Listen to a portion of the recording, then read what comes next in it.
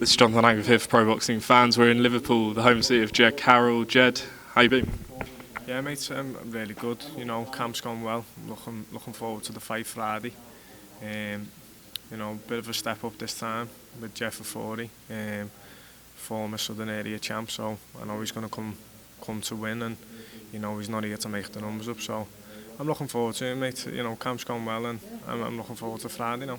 So, as I understand, your 11 fights, 11 wins.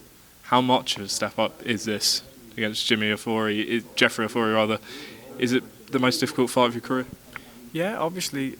You know, looking at both of ours, other than Jeff's last fight, we've boxed a few kids similar. You know, learning the ropes, few journeymen, and Jeff's won a Southern Area title, but his last fight didn't go his way. But he hasn't took a step back.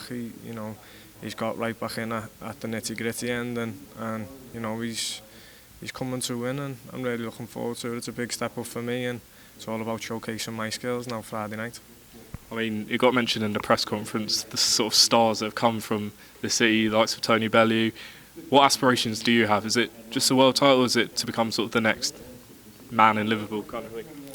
Yeah, mate, it's just all about, you know, if you put a limit on something and say, oh, you know, I only want to be a world champion, then that's all you're ever going to be. So for me, I'm going to go as far as I can possibly go, and I'll squeeze every last drop of what I can get out the sport, and hopefully it'll be bigger and better things, and you know, definitely look forward to like world title shots and that.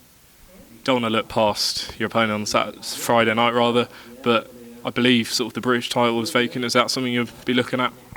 Yeah, obviously I've got a job to do Friday. I'm not looking past Friday at all. You know, Jeff is a good opponent. You know, it's on paper it's a 50-50 fight, but in the future definitely British title. You know, Commonwealth titles. I know Cordina's boxing for the European, and he stepped down to super feather, so that'll free some of his titles up, and you know I'm really looking forward to a big 2020, but not looking past Friday. Couple more things. I want to touch on Saturday night. Did you see it? KSI and Logan Paul. What were your thoughts of it as an event? Good for boxing? Bad for boxing? The jury's out for me, mate. I just think with the dangers in the sport, and you know people getting hurt.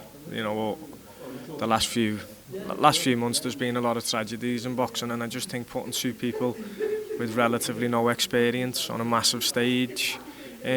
That's not taking nothing away from them. You know, the two people who've cashed in on a massive opportunity, and it doesn't take nothing away from the financial side of it, the businessmen at the end of the day, and they've done very good business. Same as Eddie Hearn, great bit of business from a business point of view, but from a boxing aspect, mate, you know, they've done the thing, they've got in. You know, I'll take my hat off to them for getting in, because you know there's only probably 1% who will get in the ring, so I'll take my hat off to them in that sense. But yeah, it wasn't my cup of tea, I'll be honest.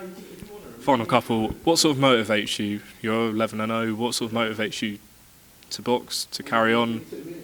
What is that?